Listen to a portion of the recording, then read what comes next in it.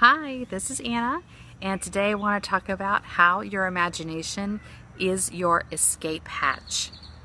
So it's important for us to realize from the beginning that the imagination is the creative principle that is at work in every human being's life. Your imagination is creating the world around you. If you don't recognize that is happening, then the imagination's still working, but it's working on an unconscious level, which means it's drawing on your mental field's stories and patterns, which suggest that your imagination is recreating what it already knows over and over and over again. And the tricky thing about this is that it is creating the same patterns, the same stories. You discover the same results are happening over and over again, which your mental field uses as evidence that this is reality. This is what is. See, it's happened the last 30, 40, 50 years. And therefore, you have to adjust to what is happening because this is the objective reality. And in that, there's no awareness that you are actually creating it with your imagination. Now, the alternative to seeing the world that way, as reality, objective reality that you have to adapt to, is for us to consciously cultivate our imagination and use it to channel the energy from the spiritual energy field. The mental energy field's like this, the spiritual energy field's much bigger, right? And I think of the spiritual energy field as being kind of like the universe. It's constantly expanding. So the spiritual energy field is always about doing new things, about learning new things and trying new things and imagining and creating new things. So the spiritual energy field is always leading us not back to what we've already done, but to something we've never done before, and encouraging us to move forward and try something new and to expand ourselves and to live in greater abundance and greater freedom. So if you think about really creative people, like I think of Walt Disney or Oprah Winfrey or Bill Gates, for example. These are all people that as soon as they complete one project, it's like they go, ooh, what about this one? Ooh, what about, they're constantly expanding. And I believe that's because they are channeling this spiritual energy field, which is always interested in doing the next thing. And there's an unlimited supply of inspiration and power and healing in this energy field. So there's no limitation to what it can do. So what we have to decide is if we're willing to change the momentum of our lives. Most of us, by the time we're adults, are stuck in one kind of momentum, which we've been taught, which is the momentum of the mental energy field. And that momentum tells us this is what reality is, and our job is to cope with that reality. So we're putting our energy into making peace with what is currently happening, and maybe not always being so happy with it, but trying to figure out how to navigate what's happening. So that's a momentum in one direction. We want to stop that momentum and reassert our energy or re-channel our energy into a momentum of connecting to our spiritual energy field. And this is actually difficult to do.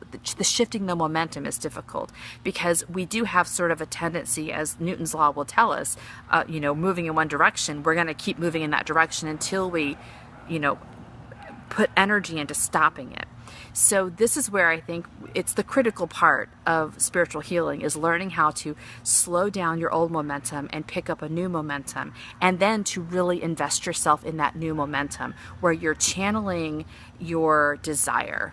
Desire is really the focus or the inspiration behind the new momentum. Desire is like, a light on the hill, which is signaling to you what you are called to be, who you are called to be, what you are called to do in this world. Desire is like this burning, pure, elemental part of ourselves that connects to our spiritual energy.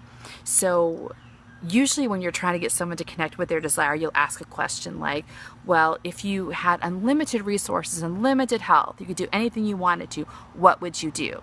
In other words, remove all your restrictions, and now what's left? And that's a really great way to get in touch with what you most want in your deepest self. And then allowing that to become your touchstone, allowing that to channel through you and create a new momentum for your life. So once you get moving in the direction of your imagination is connected to your spiritual energy field, the momentum starts picking up. And inevitably, as it does, you still hit obstacles, okay? But spiritual healing shows us how to handle those obstacles. So over time, you're no longer worried about them. You go forward and suddenly you get depressed, or suddenly you get disoriented, or you feel confused, or anything like that happens. You start discovering that there's no reason to get very discouraged or distracted by that. You hit the obstacle. You do a practice where you reach out to your spiritual energy field, you fix the misalignment, you keep moving, and over time you gain a lot of confidence in realizing that you are the creative force to be reckoned with, and that everything that you thought was reality is just a matter of your choosing. So this is quite a different way of working with the world than what most people are doing, and it does require it requires a lot of focus and a lot of commitment on your part, that you really, really want to do this, so that when you hit the obstacles, you don't just sort of collapse, but you keep moving forward. And I will speak for myself and from people I know that this is really, really difficult, maybe impossible to do by yourself. You really do need a community of like-minded people who are also have momentum moving forward in the spiritual energy field, who can help you stay focused, who can help you stay committed, who can add their fire to yours so that you can keep moving forward. And so if you're looking for that, I would highly encourage you to find that community. Reach out to me and join my community, or at least find out if I would be a good match for you, because this is important work. This is really important work. And I really believe that the more of us that are channeling this spiritual energy field and creating based on its influence into the world, not only are we elevating our lives, we are changing the world. We're making it better for everyone, even people who are not able to do the spiritual healing themselves. Even they benefit from our work. So if this is your calling, I really encourage you to take it seriously. It is who you are called to be, and we need you to show up as you are called to be. So if you feel so called, check in with me. Send me an email, and we'll set up a discovery call where we can talk about this, and we can see if I'm the right match for you or if I can find you someone who is. I really hope you check in with me soon. Bye.